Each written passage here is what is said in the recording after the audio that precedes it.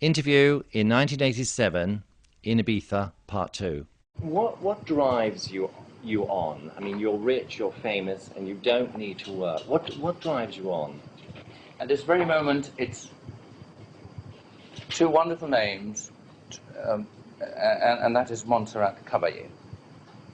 And I think it's like it really is a shot in the arm, and all those cliches. I think it's something that sort of came so. It wasn't calculated, you know. It was something that just sort of came rocketing out of the sky, and just fell upon me. Yeah. And so now I've just sort of, it's virtually sort of enveloped me, and I can think of nothing else, to be honest. So that's what keeps me going. No, it's fabulous. It's something that because I haven't quite finished the project or whatever, and I think it's sort of it's all bubbling under. We're sort of still doing things, and there's so much scope and so much life and energy in this that and it's very early days. So I mean, I'm just going by. There's so much to look forward to. And the other thing is totally in awe. In awe of her? In awe of her, and the whole thing is actually taken off. So I mean, I'm sort of, every now and again I pinch myself thinking, am I actually doing this? Is this actually happening? And the other thing is that I think, yes, it's happening, and so you better make sure the work's. In fact, I would like to sing with her, and thinking nothing of it. And about a couple of months later, she called me and said, I'd like to do something. Let's see what happens. I flew off to Barcelona, so I didn't see her. And in between that time, I think, I thought, my dear, I had a feeling, I said, I'm not going to just approach her and talk it over, because, I mean, you just can't do these things. I thought I must sort of bring to her a little idea of what she might be getting into, and in terms of music, because it was the music that was what we were talking about. Yeah. So I think that was the right thing to do, because otherwise it would have been trying to explain things musically is so much harder. So I just wrote a couple of pieces. I wrote them with Montserrat, you know. Yes. And played her a couple of pieces, which she immediately took to, quite readily.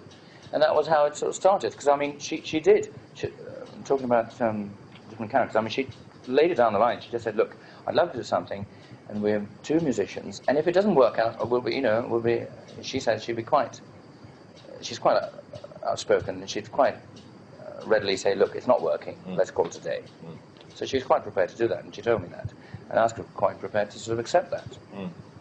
And ever since that day, I mean, it's just like sort of a real turning point. I mean, a proper turning point in my career, as it were. Because she has took to me in such a way that I just think, and I just keep being floored by it. I just think, my God, I can't believe it.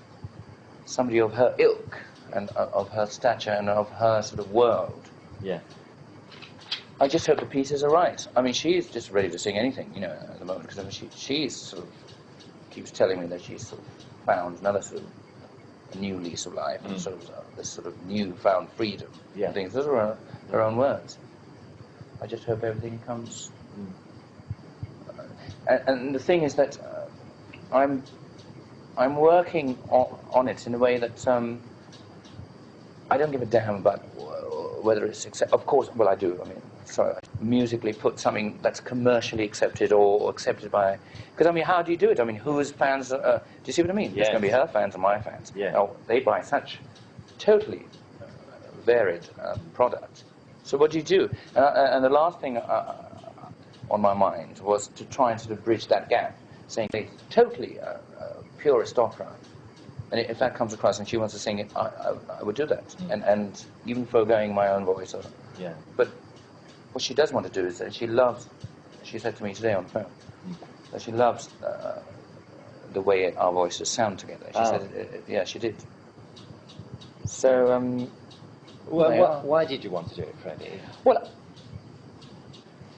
it's something that, I mean, I thought, it's something that I always wanted to do, but never thought that it would arise. And it just came about. That's what I'm saying. It was just, I was planning to do a solo project, my second solo project, as it were, and I thought, well, chance come where I should come up with another album. And songs. I wanted it to have, this project to have some kind of bearing, whether it sort of formed a musical, it had to have another sort of stamp to it. Something that spearheaded the damn thing, whether it be anything. Some individual. And yes, so something different from another boring studio album, really. That just happened. No matter how good my song, it had to have another standpoint for me. Yeah, something worthwhile, you know. And suddenly this came up, combined, completely swallowed me up. It was like a tidal wave, you know. And the worst thing of all is, if anybody says rock opera, because that's like, what was it? You know, I'll just tear all my hair out. Yes. Because it's not a rock opera.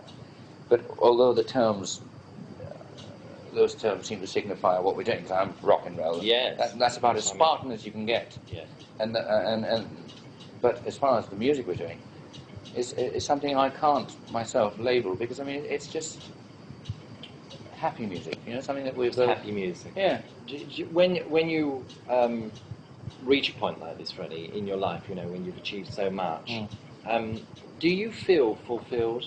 You'll be 41 on Saturday. Do you feel fulfilled, or how do you feel? At this moment in time, I feel elated, you see, and I do, because it's like, if ever I could say to anybody who's about to give up or anything, that it's amazing how you'd be amazed.